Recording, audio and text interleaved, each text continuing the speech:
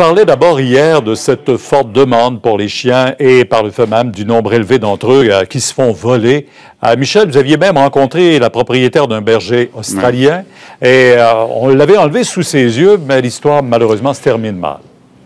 Oui, propriétaire donc de Raven, jeune berger australien d'1 an et demi, c'est le chien de la famille.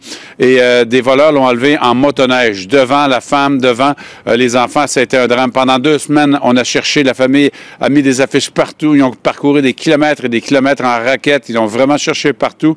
Hier, on a fait un reportage où on parlait de cette histoire. À la suite de la diffusion donc de notre reportage, quelqu'un lui a signalé qu'on avait trouvé Raven. Malheureusement, Raven était décédé. On écoute ensemble comment elle a annoncé ça aux enfants, bien sûr, hier. Je suis arrivée avec elle à la maison. C'est important pour moi qu'il la voie, qu'il puisse faire un lien avec la tragédie, de comprendre qu'il y a une fin, que la fin, ben, c'est malheureusement ça. Ils comprenaient pas pourquoi elle dormait, pourquoi elle ne bougeait plus. Puis je leur ai expliqué, ils ont eu de la peine, puis de la colère. Je leur ai expliqué que c'était normal d'être en colère, qu'il y avait des gens qui sont pas toujours gentils, qui font des mauvaises choses, puis des fois ça termine pas toujours bien, même si on a essayé du plus fort qu'on pouvait. Alors, l'histoire ne se termine pas toujours bien, Pierre. Bien sûr, c'est une dure leçon de vie pour ces petits. Et ce qui choque, entre autres, cette mère de famille, c'est le fait que, à l'heure actuelle, on sait, les gens se sont rués vers les chiens. Les éleveurs ont de longues listes d'attente. Les refuges ont presque plus de chiens à faire adopter.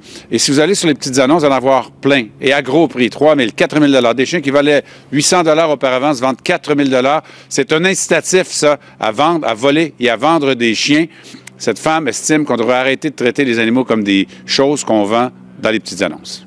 Ce qui est le plus déplorable, à mon avis, c'est les sites, pour en nommer un, Kijiji ou les packs, ou tous ces sites-là où est-ce qu'il y a la permission de vendre des animaux. Comme si on achetait un bien sur Walmart ou n'importe quel autre site de vente d'objets, là, comme une chaise ou une table. Là, ça devrait pas être comparé de la même façon.